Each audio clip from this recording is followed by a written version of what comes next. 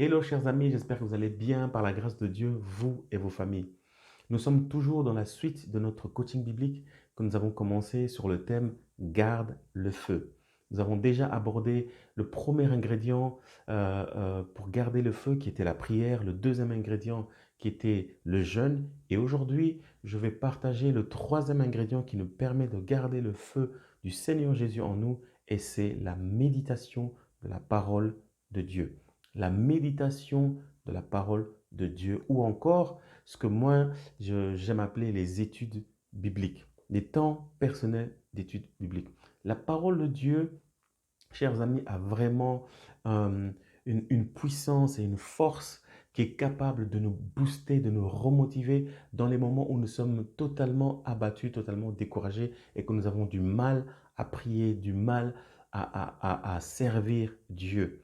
Et s'il y a bien une chose qui m'a aidé personnellement dans ma vie chrétienne, qui m'a aidé à grandir dans ma foi, qui m'a aidé dans les moments où j'étais faible et que j'avais vraiment besoin de me rebooster dans la vie chrétienne, c'est vraiment mes moments personnels d'étude et de méditation de la parole de Dieu. Et jusqu'aujourd'hui, c'est quelque chose que je continue de faire parce que plus je lis la parole de Dieu, plus je la médite et plus je laisse le Saint-Esprit m'aider à la mettre en pratique et plus je vois que mon feu continue d'être renouvelé chaque jour, même dans les saisons les plus difficiles de ma foi.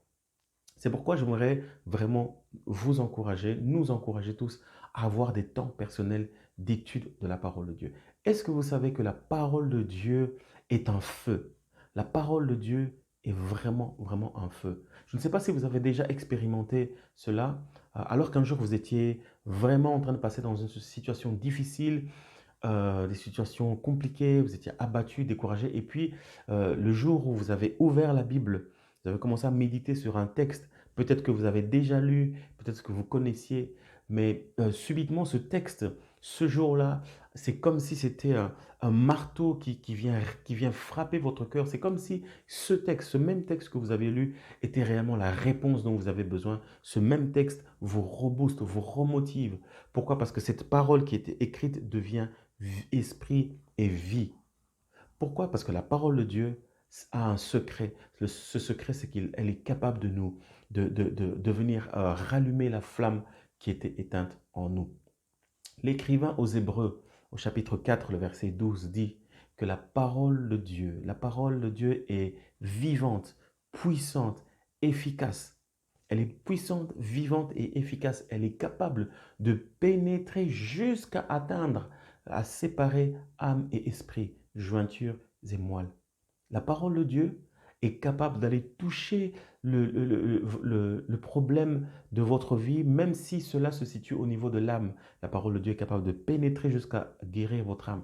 Si vous avez besoin de restauration au niveau du corps, la parole de Dieu est capable de restaurer votre corps. Si vous avez besoin de restauration peut-être au niveau intellectuel, au niveau émotionnel, la parole de Dieu est capable de pénétrer et d'aller restaurer jusque votre âme, votre esprit, votre intellect. Pourquoi? Parce que la parole de Dieu est vivante et efficace.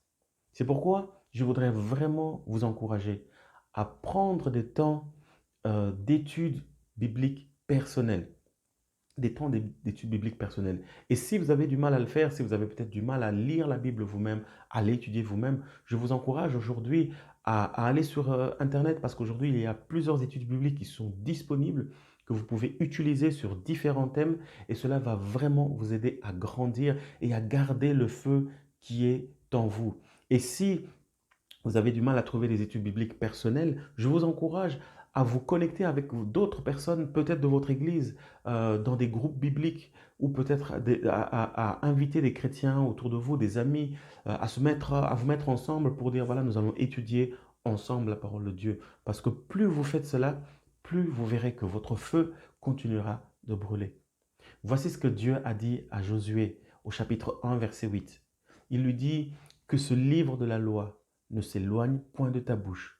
Médite-le jour et nuit pour agir fidèlement selon tout ce qui est écrit, car c'est alors que tu auras du succès. Et aujourd'hui, je voudrais te dire la même chose.